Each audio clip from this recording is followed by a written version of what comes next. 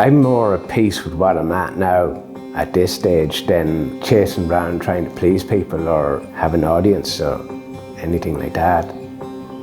Yeah, if I show now, it's because you're just trying to show some kind of beauty. Like, art really is a horrific affair. It's the sedimented history of human misery. That's a quote from some philosopher or something like that, you know, but it's a modern quote. In the past, it would have been an idea put into material, you know, that'd be art, you know, but now it's more the mind is more involved, and when I show something, it will have the human history of and all the death that has occurred, but it'll try and show the beauty of living, even though ultimately we all die.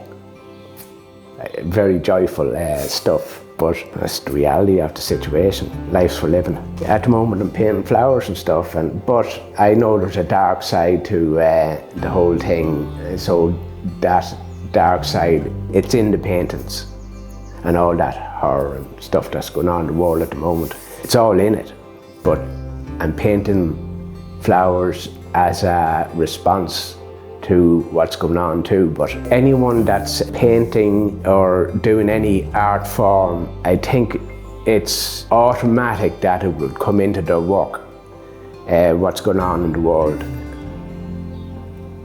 Because we're a species, like a species is interconnected, so if the species is doing some terrible things, that might be the left side of the species.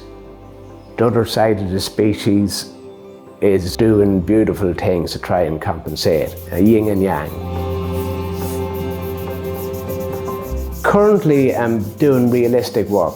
I was always into black and whites. I'm working more local in landscapes and farms and things like that. I've just taken a break from doing abstract stuff where you're trying to filter the actions of human species on the planet through expression. There's too much happening now to do that. I was always interested in charcoal, but anytime I tried it, I hated it. Doing it in reverse to what I was doing was the way to go. So after that, yeah, I just took into black and white, whatever. Anything that's black and white, if it's paint, if it's soft pastels, oil pastels, black and white, acrylic paint out of the shop, anything that's black and white, I'll use it.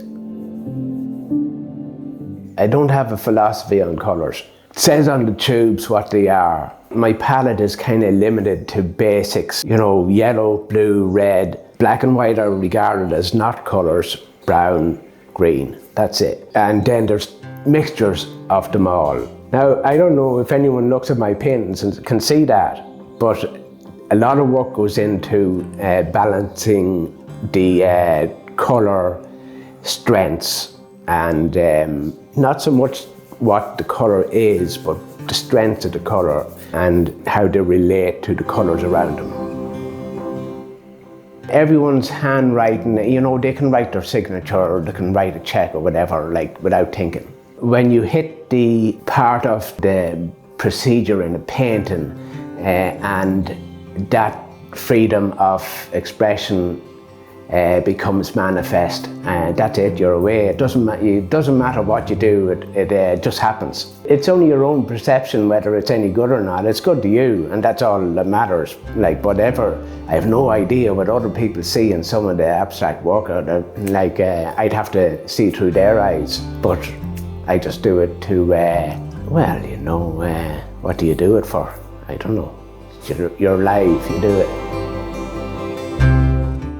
It's stress relief, maybe. I don't even know if I'm stressed, but like, if I'm not painting, then I'm not happy. It's a therapy, as long as you do it, but you know, once you stop, you're back to reality. But when you are working, every thought other than what you're at is gone, completely gone.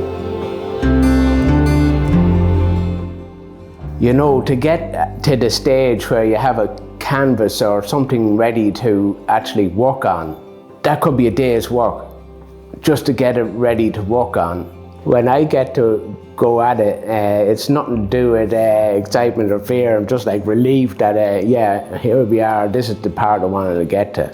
So, you know, I don't have any inhibitions or any thoughts or any philosophy on how I approach new work. And not being afraid to take risks, like just, you know, start wrong, but the work, you correct it as you go along, you know, you figure out how to do the piece. It's a reaction between me and the painting. The painting doesn't happen unless I make it happen, but it gets to a stage, every painting, you start off, you prepare, you do some foundation work, you block in the colours. After all that is done and you really get in and look at the whole thing, you end up reacting to the painting, to the material. The material says, I need to be yellower, I need to be more powdery looking, I need to be darker, I need more contrast. At some stage you have to react to the painting and the material, otherwise it's not what is known as art.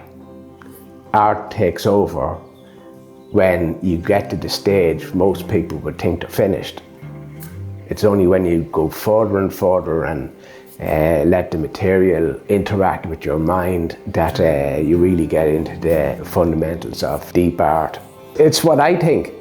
You know, it's not, I'm not reading it from a book, but I've read the books.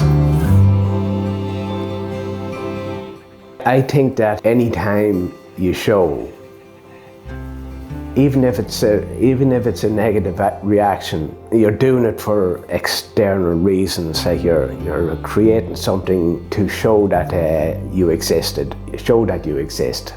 You will pick up some vibe, and you know, if you're into it, it will give you a step to get up to another step. Yeah, a lot of people just stay in the first step, but I don't know, my advice would be just show it, yeah.